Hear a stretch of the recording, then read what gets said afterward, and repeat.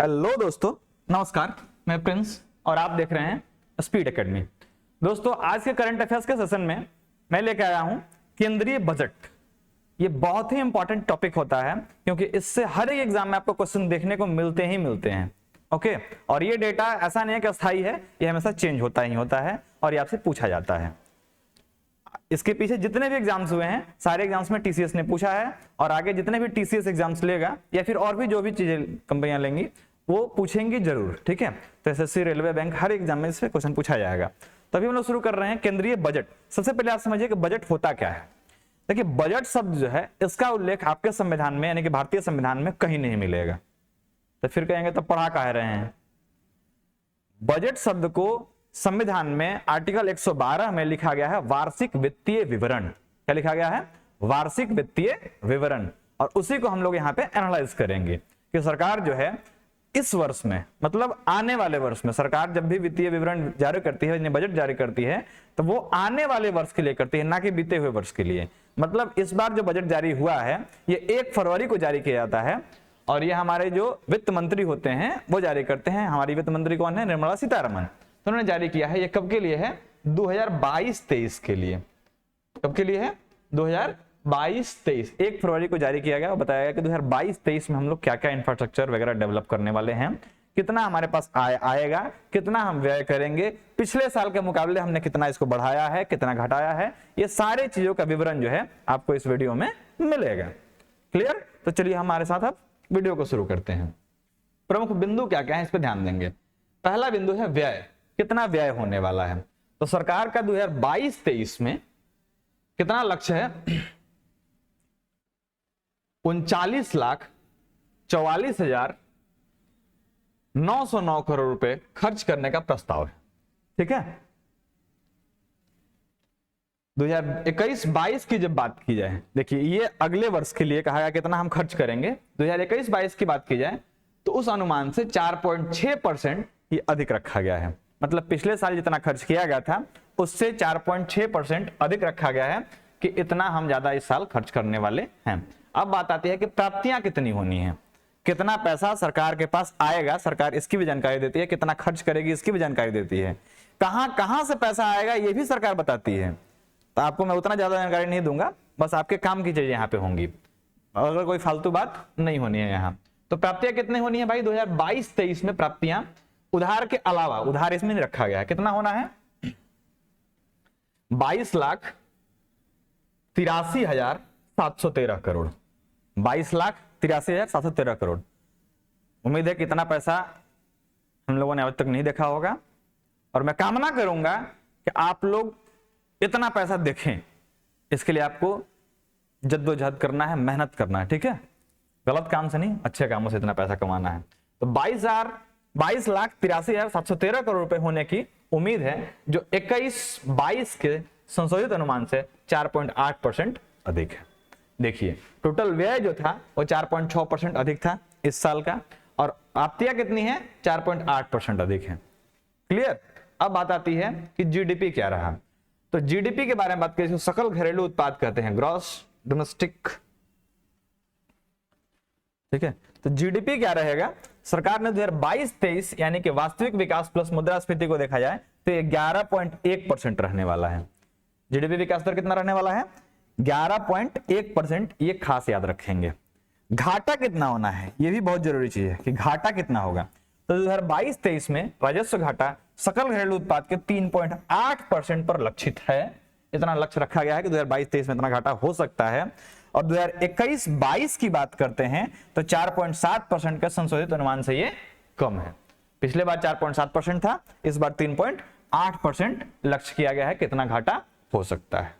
Clear? तो आपको ये चीजें पता चली। अब आगे देखते हैं किन किन चीजों पे क्या क्या खर्चा, कैसे कैसे खर्च करेगी सरकार। बढ़ते हैं आगे। 2022-23 में ध्यान रखिएगा, 2022-23 में राजकोषीय घाटा सकल घरेलू उत्पाद के 6.4% पर लक्षित है, जो 2021-22 में सकल घरेलू उत्पाद के 6.9% के संशोधित अनुमान से कम है। अब यहाँ पे आपको दो चीजें बड़ा ही परेशान करेंगी। यहाँ पे लिखा गया है कि सकल मतलब राजकोषीय घाटा सकल घरेलू उत्पाद के 6.4%, और पिछले वाले पेज में आपने देखा होगा कि राजस्व घाटा सकल घरेलू उत्पाद के 3.8% पर लक्षित है। ठीक है, तो यहाँ पे दो चीजें मैं आपको बता दूं, एक होता है निवल अनुमान पर, एक होता है मतलब देखिए, एक होता है पिछले बार का अनुमान लगाकर और एक होता है एक ग्रॉस ईयर रखा गया है 2011-12 को, उसके अनुमान पर रखा जाता है। तो ये दो चीजें होती है। ठीक है, तो यहाँ पे उसको बताया जा रहा है कि 2022-23 में राजकोषीय घाटा सकल घरेलू उत्पाद के 6.4% पर लक्षित है, जो 2021-22 में सकल घरेलू उत्पाद के 6.9% के संशोधित अनुमान से कम है। फोकस एरिया क्या रहा इस बार का? ठीक है, फोकस क्षेत्र पीएम गति शक्ति। पीएम गति शक्ति के अंदर 7 चीजों को डेवलप किया जा रहा है, जिसमें आपका पूरा ट्रांसपोर्टेशन सिस्टम इंफ्रास्ट्रक्चर इसमें आ रहा है। ठीक है, तो पीएम गति शक्ति, समावेशी विकास जिसको हम लोग कह रहे हैं ओवरऑल डेवलपमेंट करना, उत्पादकता वृद्धि, ये एक्चुअली सूर्योदय अवसर जो है ये ऐसा नहीं है, इसको इंग्लिश से हिंदी में ट्रांसलेट करने में ऐसा कर दिया है, इसको मैं बताऊंगा। राइजिंग का अवसर आपको मिलेगा, ऊर्जा संक्रमण, एनर्जी का ट्रांसफॉर्मेशन वगैरह, जलवायु कार्रवाई और निवेश का वित्त पोषण, इन सभी चीजों पर फोकस इस बार किया गया है कि यही काम इस बार खास करके किए जाएंगे। अब बात करते हैं किस किस मंत्रालय को क्या क्या मिला और कितना कितना मिला। ये बहुत इंपॉर्टेंट है कि किस मंत्रालय को सबसे ज्यादा पैसा मिला, किसको सबसे कम मिला, किसको कितना मिला। जैसा कि आप लोग जानते हैं कि सरकार जिस चीज पर ज्यादा पैसा खर्च कर रही है, इसका मतलब है कि सरकार उसको आगे बढ़ाने पे काफी फोकस कर रही है। तो चलिए हम लोग देखते हैं कि किस मंत्रालय को कितना पैसा मिला।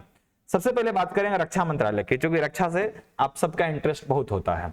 तो रक्षा मंत्रालय के पास 2022-23 में सबसे अधिक कितना 5,25,166 करोड़ 5,25,166 करोड़ रुपए का आवंटन किया गया है। यह कुल बजटीय व्यय का 13.3% है। मतलब जितना बजट पास हुआ है उधर 39,000 करोड़ का हमने बताया था, तो उसका 13.3% जो है केवल रक्षा क्षेत्र को दिया गया है। शिक्षा बजट की जब बात की जाए 2022 के लिए, तो ये 1,04,278 करोड़ रुपए आवंटित किए गए हैं, जिसमें पिछले वर्ष की तुलना में 11.86% यानी कि 11,054 करोड़ रुपए की वृद्धि हुई है। ठीक है, इसके पहले का जो बजट था उससे इस बार शिक्षा के क्षेत्र में पैसे को ज्यादा डाला गया है ताकि शिक्षा का विकास बढ़िया से हो सके। बात करते हैं प्रमुख योजनाओं के लिए बजट आवंटन कितना कितना है, क्योंकि आपने बहुत सारी योजनाएं पढ़ रखी होंगी और आप जानते होंगे कि इन सभी योजनाओं को चलाने में सरकार को पैसे खर्च करने ही पड़ते हैं। तो किस योजना के लिए कितना खर्च सरकार कर रही है इस साल 2022-23 के बजट के अनुसार, ये हम लोग इसमें देखेंगे। सबसे पहले बात करते हैं राष्ट्रीय स्वास्थ्य मिशन की, जिसमें सरकार खर्च कर रही है 37,800 करोड़ रुपए। कितने रुपए? 37,800 रुपए, 37,800 करोड़ रुपए। जल जीवन मिशन की जब बात करते हैं तो इसमें 60,000 करोड़ रुपए, और ये क्वेश्चन पूछा गया है एनटीपीसी के द्वारा, इसलिए आपको याद ही रखना है। राष्ट्रीय शिक्षा मिशन की जब बात करते हैं तो इसमें 39,553 करोड़ रुपए का खर्च करना है। प्रधानमंत्री ग्राम सड़क योजना, ये योजना जो है ये गांवों को आपस में जोड़ने के लिए रोड बनाए जाते हैं जो, ठीक है, वो होता है प्रधानमंत्री ग्राम सड़क योजना के तहत। तो उसके लिए सरकार 19,000 करोड़ रुपए खर्च कर रही है। पीएम किसान योजना जो है इसके तहत 68,000 करोड़ रुपए खर्च करना है सरकार को। आत्मनिर्भर भारत रोजगार योजना जो है इसके तहत 6,400 करोड़ रुपए सरकार खर्च करने वाली है। प्रधानमंत्री स्वास्थ्य सुरक्षा योजना की जब बात करते हैं तो यहाँ पर सरकार 10,000 करोड़ रुपए खर्च करने का योजना बना चुकी है। किसके लिए? प्रधानमंत्री स्वास्थ्य सुरक्षा योजना के तहत। इसी के तहत आपका आयुष्मान कार्ड जारी किया जाता है और 5 लाख तक का जो आपका स्वास्थ्य बीमा कवर होता है वो उसमें दिया जाता है। बड़े पैमाने के इलेक्ट्रॉनिक और आईटी हार्डवेयर के लिए पीएलआई क्या होता है? तो ये एक तरह का स्कीम है जिसमें आपको इंसेंटिव के तहत कुछ दिया जाता है। ठीक है, तो ये प्रोग्रेसिव लिक्विड मतलब ये होता है, स्कीम होता है। इसके तहत 528 करोड़ रुपए जारी किए गए हैं। किसके लिए? इलेक्ट्रॉनिक्स और आईटी हार्डवेयर के लिए। क्लियर? और बड़े पैमाने के इलेक्ट्रॉनिक और आईटी हार्डवेयर के लिए पीएलआई जो है वो आपका 5300 करोड़ रुपए जारी किया गया है। एक्चुअली यहाँ पे थोड़ा सा मिस्टेक है, ये बड़े पैमाने पर था और ये माइक्रो पैमाने पर था, तो दोनों को याद रखेंगे। पहले वाला माइक्रो और मीडियम लेवल और ये बड़े पैमाने के लिए 5300 करोड़ रुपए है, तो ये दोनों को आप समझ कर रखेंगे। बढ़ते हैं आगे और किन चीजों के लिए सरकार कितना खर्च करने वाली है। अब देखते हैं मंत्रालयवार कितना कितना खर्च करना है सरकार को, इस पे थोड़ा सा हम लोग फोकस करेंगे कि हर एक मंत्रालय को सरकार ने कितना कितना पैसा दिया है। तो रक्षा मंत्रालय के बारे में तो हमने बता दिया था कि 5,25,166 करोड़ सरकार वहां पे खर्च कर रही है। उपभोक्ता मामले मंत्रालय, खाद्य और सार्वजनिक वितरण मंत्रालय जो होता है, जिसके तहत आपको कोटा का चावल गेहूं ये सब मिलता है, उसके लिए रखा गया है 2,17,684.46 करोड़। तो ये पॉइंट वगैरह नहीं भी याद रखेंगे तो चलेगा, लेकिन ये याद रखिए 2,17,684 करोड़ रुपया किसके लिए, तो जो आपका ये होता है सार्वजनिक वितरण मंत्रालय होता है उसके लिए दिया गया है। बढ़ते हैं आगे कि और किस मंत्रालय को कितना पैसा दिया गया है इस सब खर्च करने के लिए। ओके, तो बात करते हैं सड़क परिवहन और राजमार्ग मंत्रालय। ये मंत्री इसके हैं नितिन गडकरी, उसको दिया गया है 1,99,107 करोड़ रुपए। 1,99,107 करोड़ रुपए किसके लिए दिए गए हैं, सड़क और राजमार्ग मंत्रालय के लिए। बात करते हैं गृह मंत्रालय के लिए, जिसके मंत्री हैं अमित शाह, और इनके पास इस साल नया बना हुआ एक मंत्रालय है सार्वजनिक, क्या नाम है उसका, सहकारिता मंत्रालय। ठीक है, तो गृह मंत्रालय को दिया गया है 1,85,776 करोड़ रुपए। रेल मंत्रालय की बात करते हैं तो 1,40,367 करोड़ रुपए रेल मंत्रालय को दिया गया है। ठीक है, अच्छा आप हमें कमेंट करके बताएंगे कि रेल बजट को आम बजट से किस साल अलग किया गया, मतलब एक साथ कर दिया गया। इसके पहले रेल बजट और आम बजट बहुत पहले एक साथ आता था, फिर बीच में अलग हो गया था और फिर से उसको एक साथ कर दिया गया। तो किस साल से इसको एक साथ किया गया, आप हमें कमेंट सेक्शन में बताएंगे, ये क्वेश्चन पूछता है कई बार। संचार मंत्रालय की बात करें तो इसको दिया गया है 1,05,406 करोड़। ठीक है, आईटी मिनिस्टर कौन है आपके, ये जो रेलवे मिनिस्टर अश्विनी वैष्णव यही है। रसायन और उर्वरक मंत्रालय की जब बात करेंगे तो इनको दिया गया है 1,07,715 करोड़ रुपए। कृषि और किसान कल्याण मंत्रालय की बात करते हैं तो 1,32,513 करोड़ रुपए। ग्रामीण विकास मंत्रालय की बात करते हैं तो 1,38,203 करोड़ रुपए इन लोगों को दिया गया है खर्च करने के लिए और अपना प्लान को सुचारू रूप से चलाने के लिए। अब हम लोग बात करेंगे कि आखिर जीएसटी संग्रह कितना रहा। ये भी क्वेश्चन एक बार पूछ लिया गया, इसलिए मेरे मन में डर बना हुआ है कि इस साल भी, मतलब इस बार के एग्जाम्स में भी पूछ सकता है कि जीएसटी संग्रह किस महीने में कैसा रहा, और ये तो जरूर पूछ लिया किस महीने में सर्वाधिक रहा। तो चलिए हम लोग एक नजर इस पे भी डाल रहे, जब कर ही रहे हैं तो इसको भी निपटा ही लेते हैं। ठीक है, तो जनवरी में 1,40,986 करोड़, फरवरी में 1,33,026 करोड़, मार्च में 1,42,095 करोड़, अप्रैल में 1,67,540 करोड़, और ये सबसे अब तक का हाईएस्ट जीएसटी कवर रहा है। ठीक है, सबसे ज्यादा इसी टाइम आया था। मई में रहा है 1,40,885, जून में रहा है 1,44,616, जुलाई में रहा है 1,48,995 करोड़, अगस्त में रहा 1,43,612 करोड़, सितंबर में रहा 1,47,686 करोड़, अक्टूबर में रहा 1,51,718 करोड़ रुपए।